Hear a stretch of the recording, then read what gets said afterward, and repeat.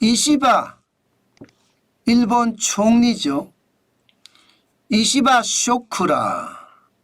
이게 이시바 일본 총리의 선거 유세 때 하고요. 총리를 취임했을 때 말이 다 다릅니다. 이게 시장에서 쇼크로 작용을 했다는 뜻이에요.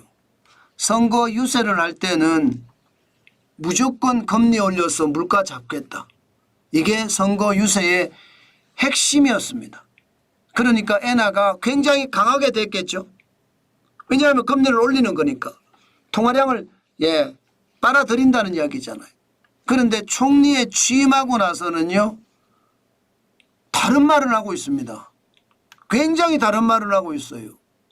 지금 개인적으로 일본 중앙은행이 금리를 올릴 여건이라 생각하지 않는다. 금리 안 올린다는 이야기예요. 또 이시바가 변심을 했나요? 변심을 한 듯 보이잖아요. 그러니까 금리를 올린다고 이야기하니까 엔화는 굉장히 강세를 유지하다가 지금 금리를 안 올린다고 하니까 또 엔화는 약세를 엄청나게 지금 벌이고 있습니다. 약세로 올라가고 있습니다. 굉장히 나쁘다는 거죠. 야, 시장에서는 이것을 두고 많이들 걱정을 합니다. 왔다 갔다잖아. 왔다 갔다. 물론 뭐 총리가 되기 전하고 총리가 됐을 때하고 시장을 보는 눈이 다를 수 있겠죠. 그렇지만 신뢰에 대한 문제거든요. 신뢰에 대한 문제. 신뢰에 대한 문제가 이게 오히려 시장의 어떤 위기로 몰고 간다 이렇게 이야기합니다.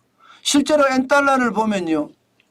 총리 선거 기간에는 9월 13일에 140.82까지 떨어졌고요. 지난 9월 27일까지만 하더라도 142.19였습니다. 그런데 총리로 취임하고 나서는요. 10월 3일을 보세요. 10월 3일 146.82까지 쉽게 말하면 폭등했어요. 환율이. 폭락과 폭등을 왔다 갔다 하죠. 지난 8월 15일을 보면 여러분 149.27까지 이게 올라갔었거든요. 그러다가 140.82까지 떨어졌다가 다시 146.82까지 냉탕 온탕을 왔다 갔다 하고 있는 모양새죠. 그만큼 시장은요. 이게 어디에 맞춰 춤을 춰야 될지 방향을 못 잡고 있습니다. 그렇지만 여러분 저는 이시바 시게루 총리가 변심을 했다고 생각하지는 않습니다. 지금 시장에 충격을 좀 줄인다는 의미로 엔화가 워낙 빠르게 강세화되고 있으니까 이것 좀 약세로 만들어야 된다. 안 그래도 일본 경제가 좋지 않은데 수출을 계속 독려를 해야 되는 것 아니냐. 그런 차원에서 립 서비스라고 저는 생각을 합니다. 왜냐하면 이시바 시게루 총리는요. 기본적으로 아베노믹스를 좋아하지 않습니다. 아베노믹스라는 게 환율을 약세로 계속 만들면 일본의 수출이 증가할 거고 일본의 수출이 증가하면 기업들이 직원들에게 월급을 많이 줄 거다 이거예요. 그러면 직원들은 그 받은 월급을 많이 소비할 거다. 소비를 하면 선순환이 되는 거죠. 기업 입장에서는 다시 투자를 하고 공장을 더 정설해야 되고 인력을 더 뽑아야 됩니다. 이것이 선순환의 고리다. 이게 아베노믹스의 핵심이거든요. 여기에 대해서 이시바 시게루 일본 총리는 별로 좋아하지 않았습니다. 계속 비판적인 입장을 취해 왔습니다. 그렇기 때문에 이번에 뭐 금리를 올리지 않는다고 이야기하는 이 말 여건이라고 생각하지 않는다. 이 말로 저는 생각하면 될 것 같아요. 지금 일본 경제가 워낙 갑작스러운 강세가 되니까 거기에 대한 회복의 방법으로 정치적인 수사를 사용한 것은 아닐까 저는 그렇게 생각합니다. 기본적으로 지금 일본 물가는 장난이 아니거든요. 일본 소비자 물가가 8월에 3.0입니다. 2023년 1월에 4.3보다 낮지만 계속 올라가는 추세잖아요. 1월에 2.2%가 8월에 3.0%가 됐습니다. 이게 거는 소비자 물가도 마찬가지 많이 올랐거든요. 지금 2024년 4월 4.2%에서 5월, 6월, 7월, 8월 계속 올라가서 2.8%예요. 거는 소비자 물가는요. 기본적으로 농산물을 빼고 계절적인 요소가 강한 거잖아요. 일시적인 요소가 강한 유가 뺍니다. 나머지를 가지고 물가의 어떤 상황을 조사하는 건데 이게 계속 올라간다는 것은 그만큼 위험에 많이 노출되어 있다는 뜻으로 그렇게 해석을 합니다. 그만큼 시장에서는요. 일본의 근원소비자 물가 잡기는 결국은 금리를 올릴 수밖에 없다.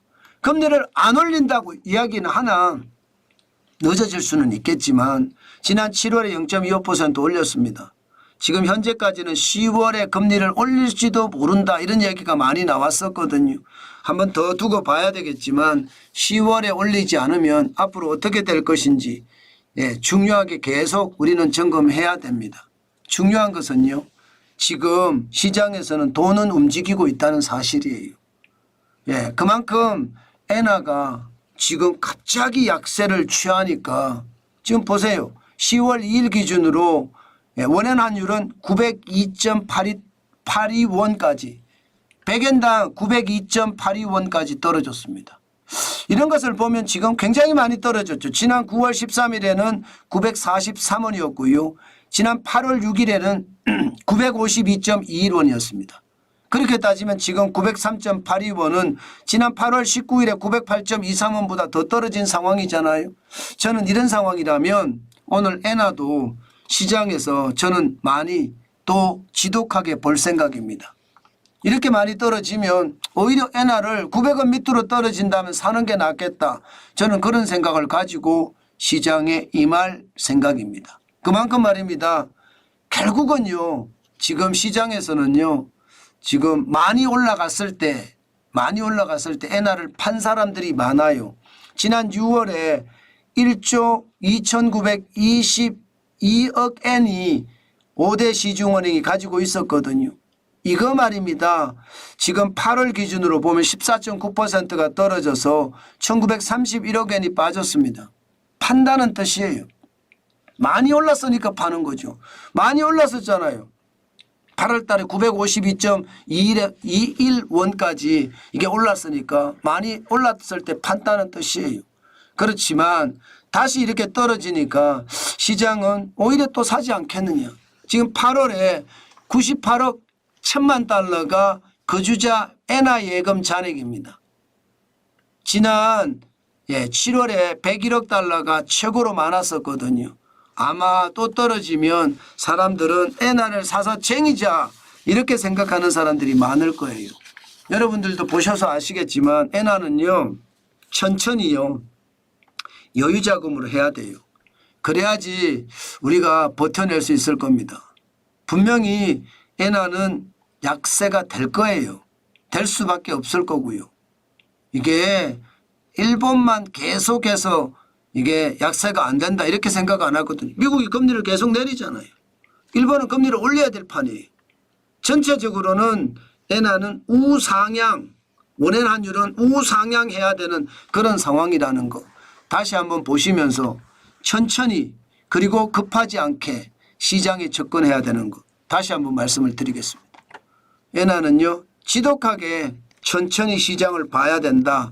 그 말씀 오늘도 강조합니다.